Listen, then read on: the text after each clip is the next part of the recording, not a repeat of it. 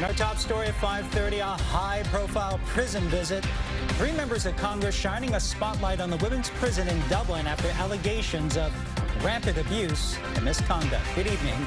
I'm Ryan Yamamoto. Hello, I'm Sarah Donchi. The Federal Correctional Institution in Dublin is one of the few all-women's prisons in the country. Actresses Lori Loughlin and Felicity Huffman were previously housed there after they were convicted of their role in the college admissions scandal. But it's the treatment of other inmates that has led to criminal charges and calls for change. KPIX 5's Kiet Do on a prison culture that's being called toxic. So we are here at the federal prison in Dublin, and the last time Congresswoman Jackie Speer was here for a tour, she was basically shut down, severely limited as to who she could talk to.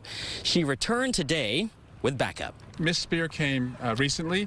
That didn't really get their attention because they didn't give her a lot of access. She came back with some colleagues, and that certainly opened up the doors and allowed interviews to take place. And I think the message she has sent is that, she's on a mission for reform and accountability, and that we're not going away. Representatives Jackie Speer, Eric Swalwell, and Karen Bass from Los Angeles spent more than 2 hours touring the Dublin Federal Correctional Institution, which, according to court documents, has the nickname Rape Club. Speer talked to inmates and guards who told her serious problems go back as far as 2014. And we've returned as a CODEL to underscore the fact that this prison is a cultural toxic environment. A months-long investigation into sexual assault, harassment, and misconduct resulted in the arrest of 4 employees, including the warden and the chaplain and a safety officer.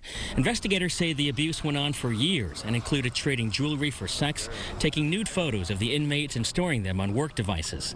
According to court documents, one of the guards, Ross Klinger, had sex with one of the victims in a shipping container.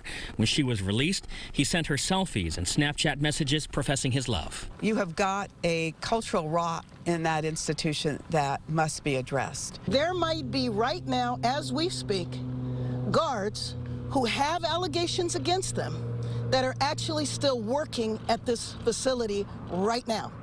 And I think that is egregious. We do have some great staff here. Unfortunately, the bad eggs have absolutely disgraced those of us that do our jobs day in, day out. John Kostelnik with the Prison Guards Union says Dublin's guards are the lowest paid of all federal law enforcement with a starting salary of $45,000.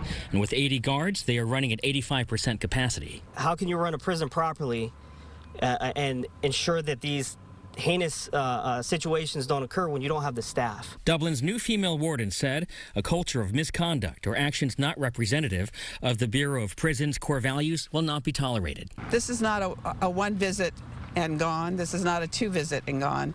We're going to stay on it. We're going to make sure that there are major changes made. We owe it to them and to the public. In Dublin, Kiet Do, KPIX 5.